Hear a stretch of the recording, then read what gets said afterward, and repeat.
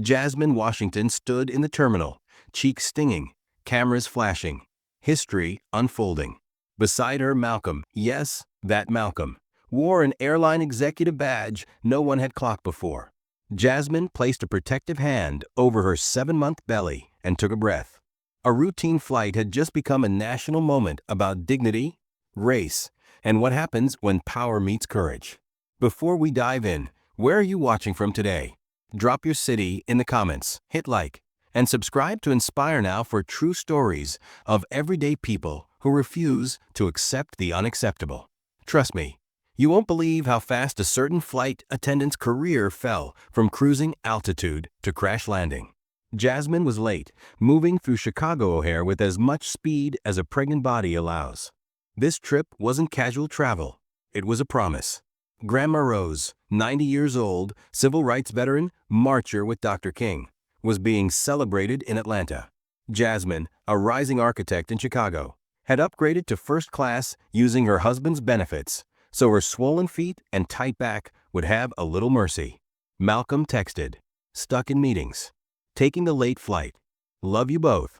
Both meant Jasmine and the daughter they'd prayed for over 5 years. At the jet bridge, subtle looks met Jasmine's smile, tightened expressions, shifting bodies, the quiet choreography of microaggressions. The flight attendant with the tight bun and tighter smile read Brittany on her tag. Seat 3A is on your right, she said flatly, gaze already vaulting past Jasmine to the white businessman behind her. Welcome aboard, sir. Jasmine eased into 3A, pressed the call button. Water, please, doctor's orders. A nod. Then nothing. 10 minutes later, another press. I'm very busy with boarding, Brittany snapped. I'll bring it when I can. Meanwhile, a white passenger 2 rows back got a cheerful water or orange juice. Jasmine inhaled. Grandma Rose's voice. Document everything. Keep your dignity. Know when to speak. Timestamps began stacking in notes on her phone. Boarding complete. 2 more attendants appeared. Karen, the head attendant, and Tyler, tall and amused by whispers Brittany fed him with a glance toward 3A. Across the aisle, an older white woman, silver hair, steady eyes, noticed. Later Jasmine would know her name, Elaine Hoffman. For now, she was the only person in first class who seemed publicly uncomfortable with what she was seeing. The seatbelt light chimed off and the cabin hummed. Names, jokes, drinks, warmth, for everyone but Jasmine. When service finally reached her, the smile vanished. Drink. Water, please. And if there's any chance of an aisle seat, my doctor, the flight is full, Brittany cut in. You should have requested accommodations earlier. Then please make sure I can reach the bathroom when needed, Jasmine added calm. No one is blocked from the bathroom, Brittany said, already turning away. Water still didn't arrive. Tyler appeared. Yes. I'm still waiting on water. Brittany must have forgotten.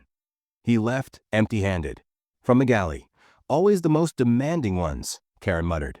Playing the pregnancy card, Brittany said. Trying for freebies. Tyler laughed. Did you see your bag? Knockoff. Jasmine's knockoff had been a limited edition from a celebrated black designer featured in Vogue. Meal carts rolled. The white passengers received choices and warmth. Tyler dropped a cooling pasta tray in front of Jasmine without a word. What are the options? This is what's left. She angled her phone, discreetly recording. Your word against theirs isn't enough, Grandma Rose had taught her. But video is. When Jasmine pressed the call button again, Karen arrived. Voice pitched to Carrie. Is there a problem? I still need water, and I need to use the restroom. Brittany said she served you earlier, Karen replied. The bathroom is occupied. No, she didn't, Jasmine said steady. The baby kicked, as if echoing her resolve. Elaine leaned across, offering her own untouched glass. Here, dear. You shouldn't have to ask 3 times. Thank you, Jasmine whispered. Turbulence hit. The captain asked everyone to stay seated. The pressure in Jasmine's abdomen sharpened. Minutes earlier, Tyler had escorted an elderly white man to the restroom during the seatbelt sign. Jasmine stood, one hand on her belly. Ma'am, Brittany barked. Seatbelt sign. I'm 7 months pregnant. I need the restroom now. Rules apply to everyone. Brittany said, planting herself in the aisle. You should have gone earlier. I watched you escort another passenger, Jasmine replied, jaw tight. He's platinum, Brittany said, low and hard. Status doesn't outrank medical need, Jasmine answered. Karen and Tyler flanked Brittany, a blue uniform wall. Phones rose, lenses glinting. This passenger is uncooperative, Brittany announced, refusing safety instructions. I'm making a reasonable medical request, Jasmine said. If something happens to my baby, because… Brittany surged forward. She's recording me without consent.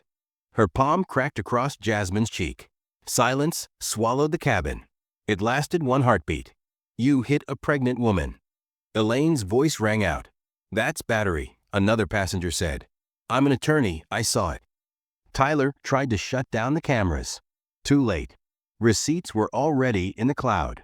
Due to a situation, the pilot announced, we're diverting to Dallas.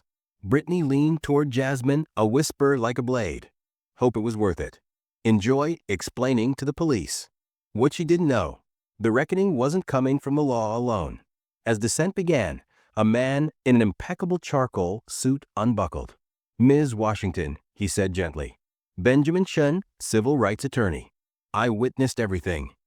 Karen snapped. Seatbelt sign. Benjamin nodded politely. I'm aware of the regulations and federal assault statutes. He slipped Jasmine a card. Say as little as possible. Ask for medical attention. The plane touched down at DFW. Police boarded. Karen pointed. That's the disruptive passenger. Voices surged from every direction. She was assaulted. I have it on video. They denied her the bathroom. The officers' faces shifted as evidence poured in. Paramedics rolled a gurney down the aisle. Her blood pressure, one murmured. We need to monitor. In the jetway, Jasmine finally got a signal. Her phone erupted with messages from Malcolm. Then her eyes lifted to the commotion at the gate. Executives sprinting, led by a tall, broad-shouldered black man with fury in his eyes. Malcolm reached Jasmine in 3 strides, took her hand, kissed her forehead. We'll get you checked. I've got the rest. He stood, turned, and the crew finally recognized him. Their confidence evaporated. Save it, Malcolm said quietly when Karen began. Why was my pregnant wife denied a bathroom and then assaulted on my airline? He signaled to HR and legal. A tablet appeared. 17 passenger videos played in sequence. The truth was unspooled from every angle. The ignored requests, the snide comments, the slap. When the last clip ended, the terminal was silent. For those who don't know me, Malcolm said, voice steady, I'm Malcolm Washington, SVP of Customer Experience at Sky Blue Airlines. He faced the crew. Karen Miller, Brittany Reynolds, Tyler Brooks. Your employment is terminated, effective immediately. Surrender your badges. You can't union, Brittany stammered. HR cut in. Assault of a passenger is grounds for immediate termination under Section 8.3. A police officer stepped forward. Ms. Reynolds, you're under arrest for assault. Cuffs clicked. Cameras rolled. Malcolm looked back at Jasmine, fear, relief, exhaustion in her eyes, and felt something beyond anger. Responsibility. He'd been investigating discrimination complaints, 47 in 6 months, 12 naming this very crew. This wasn't a bad day. It was a pattern. By morning, the internet roared. Hashtags exploded. News anchors debated.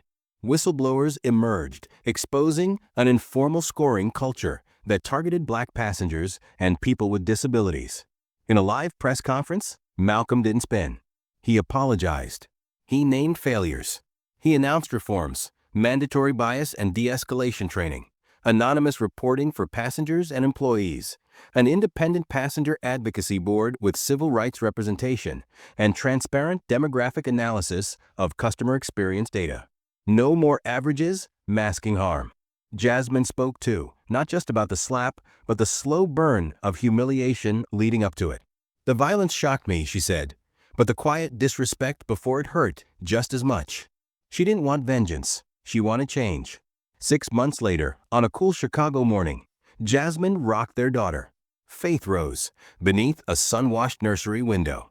Faith had her father's determined stare already, her great-grandmother's name, and a world marginally better than the one her mother had flown through. Malcolm, now Sky Blue's CEO, adjusted his tie. Cars in 20. Ready. Today they'd unveiled the new Sky Blue Training and Inclusion Center, designed by Jasmine's firm, complete with simulation spaces where staff experience travel from different perspectives, accessibility-first layouts, and a curriculum written with the Passenger Advocacy Board. The legal chapter had closed with accountability. Brittany's criminal case ended in a plea that included counseling and public education work. Her written reflection on bias surprised everyone with its sincerity.